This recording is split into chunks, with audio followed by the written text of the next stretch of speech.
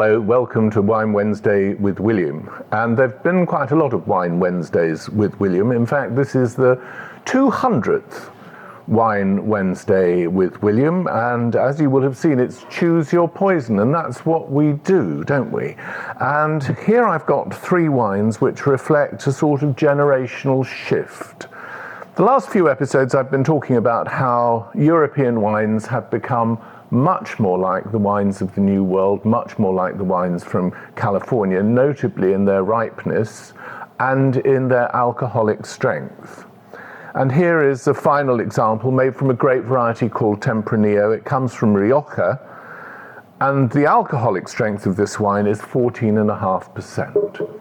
And that's exactly the sort of wine which I think would appeal to my generation of wine drinkers, probably the predominant, certainly the most affluent current generation of wine drinkers. And so a lot of winemakers will want to sell to that populous and affluent demographic. But for younger wine drinkers, this is their parents' drink.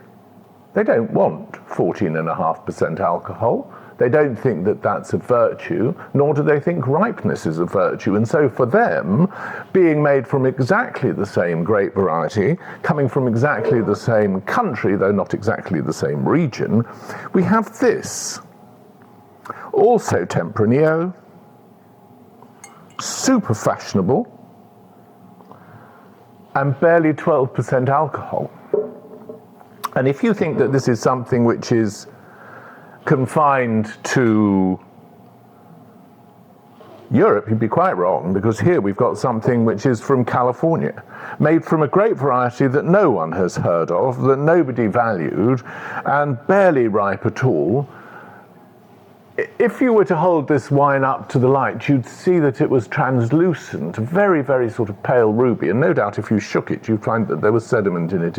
Well, this is it. This is the natural wines that are charming in their way, easy to like once you get to know them, and very different from your father's red wine.